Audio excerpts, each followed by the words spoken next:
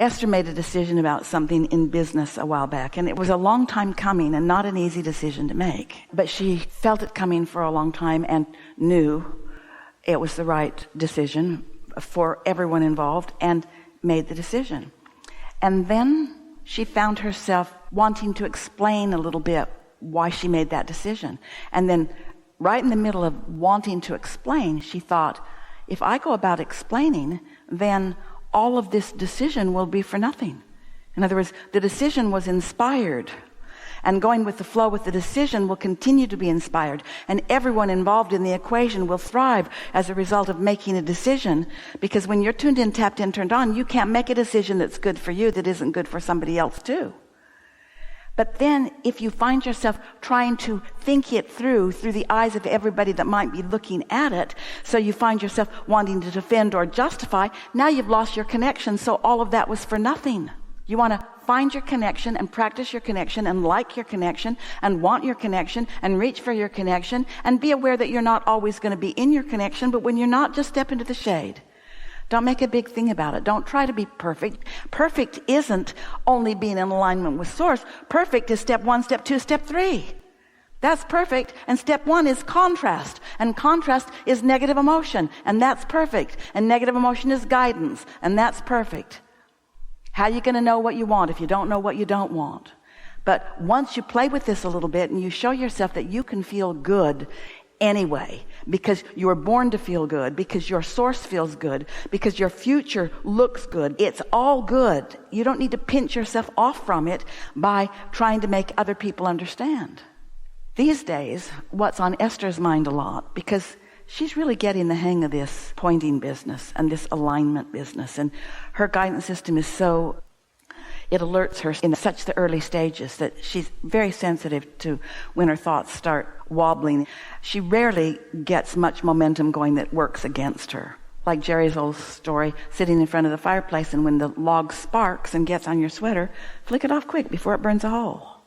And so when you're sensitive to the way you feel, you can flick those off quick by turning your attention. So as you keep a pocket full of good feelings that you can turn to, as you know the power of meditation, which is quieting your mind and giving yourself that respite from any active, resistant thought, then you just become this, let's see, we're going to give you some really strong words.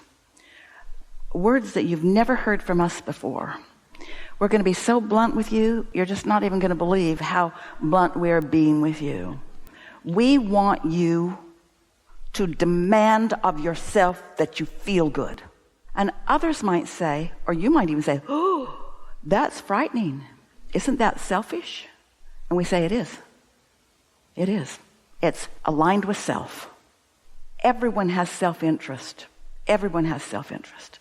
But when you feel your way into truly what the interest of your true self is, which is always love and always uplift and always of value and always helpful and always clear-minded and always well-being, when you train yourself to that, one negative emotion at a time, it catches on. It catches on fast, and you don't find yourself questioning it. You don't find yourself in these deep moral dilemmas. You don't see something and wonder, well, maybe I'm wrong about that. Because once you find it, and then your inner being calls you as a cooperative component to it, and you see the benefit of it, you cannot deny what it feels like to be in concert with your source. You don't have to do much of that before you feel that and know that and never, ever, ever, ever forget that. Esther remembers she sat to meditate for the first time. They didn't know what they were doing. Someone very wise said, wear comfortable clothing and sit in a quiet room and focus on your breathing. And when your mind wanders, and it will, focus back on your breathing. And so Jerry and Esther went back to their apartment, and they were embarrassed to do this weird thing. They were business people. They weren't woo-woo people. And so they sat in the living room with an etagere between them and these big wing-back chairs. And Esther remembers sitting back, hoping that Jerry wasn't looking over, couldn't see. They set a timer. They'd put their bathrobes on. They pulled the drapes. They made the room dark. And Esther began focusing on her breathing. And right away, she felt detached from her physicality. She could not tell her nose from her foot. And oh, did that feel good? Complete detachment from anything except alignment, but she didn't know what that was. But she sure could feel the detachment from the residue. So the timer went off. Esther said, let's do it again. And Jerry's thinking, here we go. Because that's how Esther is. It's all or nothing with Esther. They set a timer for another 15 minutes, and once again, that delicious feeling of detachment, that feeling of no awareness of the chair beneath her, that feeling, whatever it was. And Esther remembers saying to Jerry, well, we'll tell you, then another 15 minutes. And she felt like something breathed her. It was like, she said, I felt like a billows, that air was being pushed into me and drawn out of me and into me and drawn out of me. And Jerry said, well, what do you think about it? And Esther said, I don't know, but I know it's good. I know it's good. It can't feel like that and not be. I know it's good. I know it's good. And so, don't you know, when you have that feeling of love come over you toward the doggy in the elevator, or toward your baby or your sister or your mother or your lover, don't you know it's good? When you feel that love, you know what that feeling of love is, don't you? We're not saying that you can maintain it for a long period of time, because they're human and they're human. But you know what that feels like. Do you know that feeling of clarity? I knew that. That feeling of clarity, that feeling of sureness. You know that feeling of sureness. You know what these feelings are. Your guidance system has been working all along. You just were asking for someone like us to point you toward what those things mean. And once you connect those dots so that you've got your own guidance system working, then you're never confused again. And it doesn't mean that you're running around in the world and you're trying to tell people that are doing that you should stop, or that are doing that you should stop, or that this is the way to think or feel. What you're running around doing is feeling what it feels like to be an extension of source energy in real time, connected to source energy, having this conversation with this person who is afraid.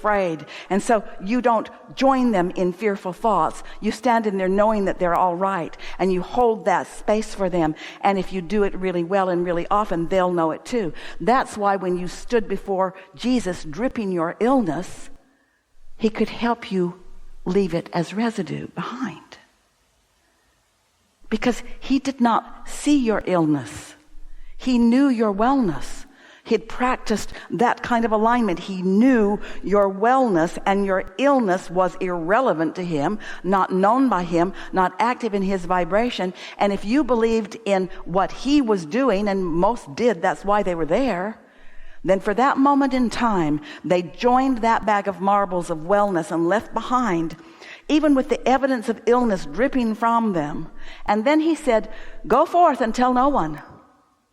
Because they'll talk you back in to the regurgitation and the reactivation and the continuation of this thing that is not necessary. You get what you think about, but you have to feel your way into your thoughts to really get a handle on which way you're going. Yeah. And nothing is ever wrong. Nothing's ever done. Can't get it wrong, and you can't get it done. And the reason you can't get it wrong is because it's never done. Something manifests, you don't like it. No big deal. When I feel what this, whatever it is, feels like, when I feel what this feels like, this manifestation feels like this, there's plenty of thoughts that you can remember that felt like that along the way. They have to go together. And that's why when you catch a glimpse of something that just feels like exhilaration, Esther on the segment of refreshment got a text from daughter Tracy and granddaughter Kate. They're at Taylor Swift. They are out of their minds.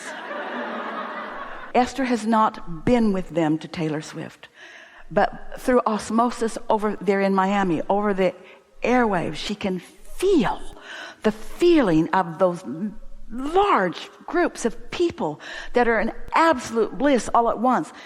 Kate says, Grandma, it's life-changing. And Esther says, you go, girl. You go, girl. Anything that feels like that is tuned in, tapped in, turned on.